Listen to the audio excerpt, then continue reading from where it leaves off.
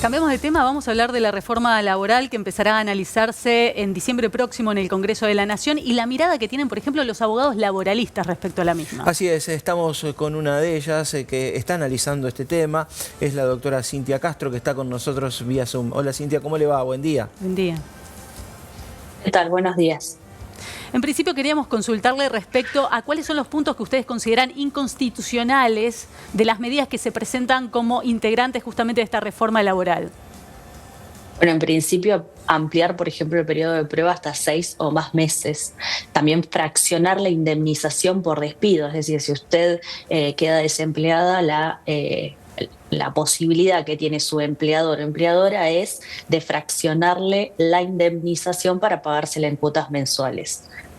Otra cuestión es reemplazar parte de su sueldo o salario en dinero por prestaciones en especies. Otra cuestión es redefinir el derecho a la huelga, que está, bueno, de alguna forma se restringe acá el ejercicio en actividades calificadas como esenciales y la posibilidad justamente de ser representados por un sindicato. Por lo tanto, también de manera directa se va a modificar o la posibilidad de elegir por parte del trabajador, que puede ser a través de presión, suspender o modificar los convenios colectivos y podrán hacer acuerdos personales sin ningún tipo de asesoramiento, que eso es una función que hoy ocupan también los sindicatos. Pero la traducción jurídica en esto implica una erosión directa a las garantías laborales, que hasta ahora limitaban de alguna forma el poder del empleador.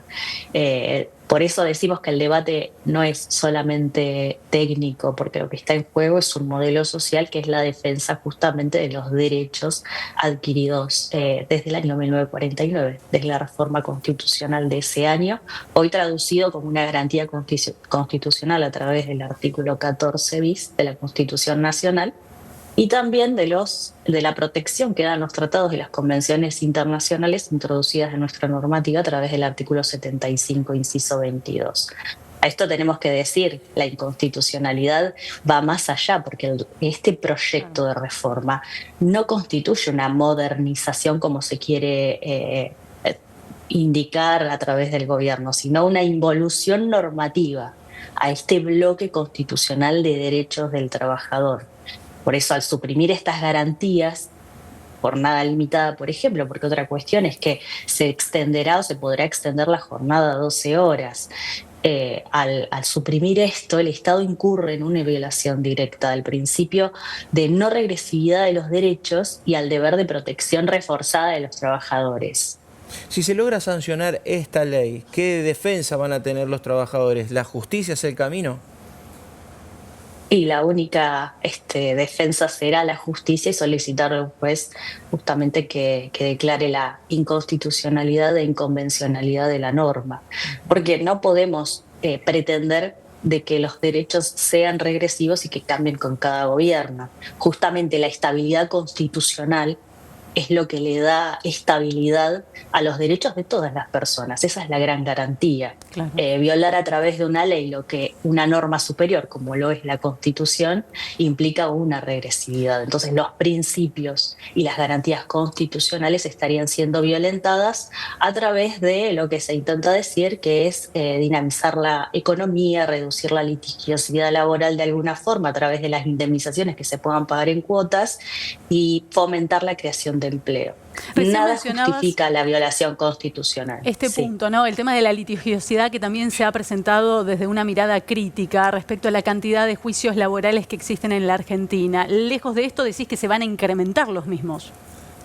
Lo que pasa es que los juicios, a ver, si usted cumple con la norma, nada podrá llevarse a juicio. Justamente los juicios, o sea, los trabajadores llevan a juicios a los empleadores por una infracción o un fraude laboral. Entonces, si no hay nada que reclamarle, ¿por qué el trabajador va a ir a juicio? De la litigiosidad es como cualquier persona va a la justicia para reclamar sus derechos. Sí, pero entonces está señalando que no va a haber una disminución de los juicios, muy por el contrario va a haber un incremento. Claro, habrá un incremento porque ¿Qué es lo que se dirá? Bueno, frente al despido, ¿por qué yo tengo que ayudarlo o de alguna forma financiar al empleador que no quiere que trabaje más y que la indemnización me la abone en cuotas? ¿Por qué tengo que ceder derechos patrimoniales sabiendo que incluso esa indemnización mes a mes se devalúa? Entonces, no hay una protección directa, al contrario, crecerán y aumentarán las demandas, porque además también tenemos que entender una cosa: el trabajador que sea despedido, que ya esté en relación de dependencia y sea despedido, deberá ser despedido con la norma o el contrato de trabajo al momento de su contratación.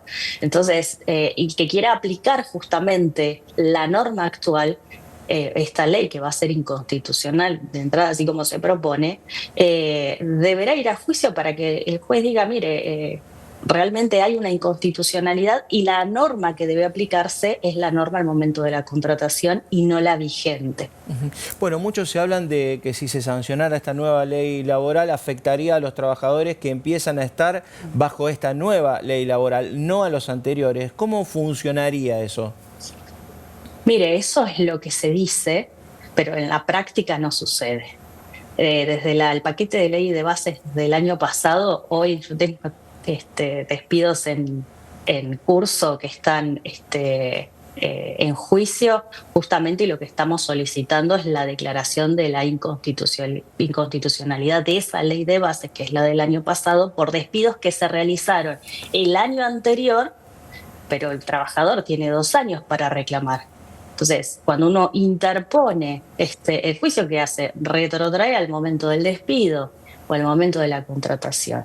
Entonces, esas cuestiones son absolutamente impredecibles, porque uno no sabe si realmente el empleador va a respetar el derecho del trabajador en ese momento.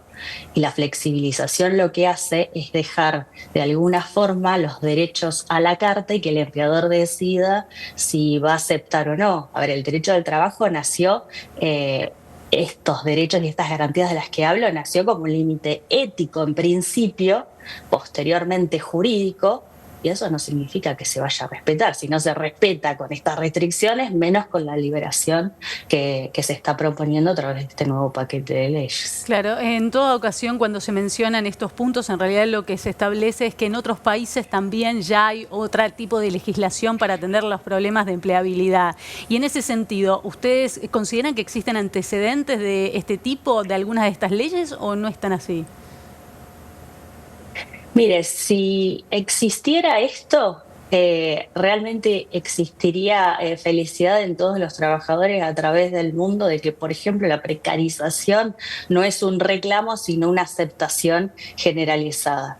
En Argentina, nuestro país es un país de punta donde la protección a los trabajadores está garantizada en la Constitución Nacional, con un respeto irrestricto a los tratados y a las convenciones internacionales que son de rango constitucional, pero son internacionales. Sí, claro. Entonces, no existe, esto es una forma más de poder justificar de que nos queremos parecer a los países supuestamente desarrollados, que al contrario, tienen una precarización solapada a través de la modernización de punta que manifiestan sostener. Pero ahora la cuestión es que la reforma laboral del presidente no moderniza, retrocede, cambia derechos por promesas de eficiencia que la evidencia empírica no está confirmando, porque la verdadera modernización en este caso no consiste en desregularizar,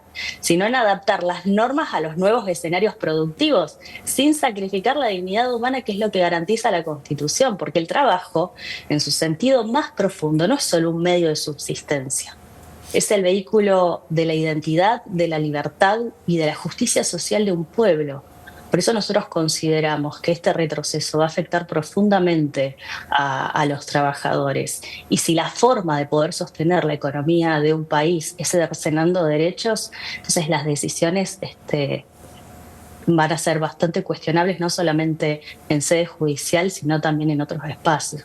Doctora, da la sensación de que esto que nos quieren decir a nosotros es para mejor, pero en definitiva, si llegaran a salir estas cuestiones al sector laboral, no al empresariado, pero al laboral, realmente derriba un montón de derechos que se han adquirido con el correr de los años, ¿no?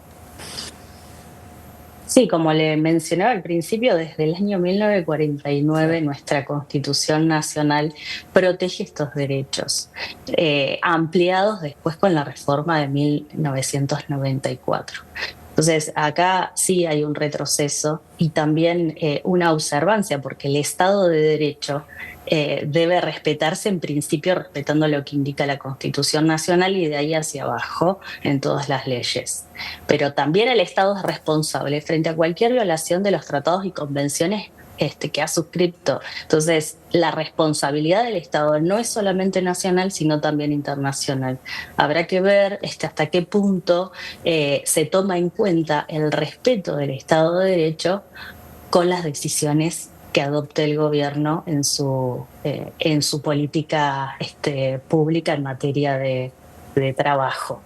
Gracias, Cintia Castro, por tu mirada como abogada laboralista. Entendemos que es una cuestión que se va a analizar, muchos de estos puntos se van a señalar en el Congreso, porque sabemos que además muchos diputados son abogados, por lo tanto no pueden desconocer ni la Constitución ni la ley. Te agradecemos el contacto. Gracias a ustedes, muy amables.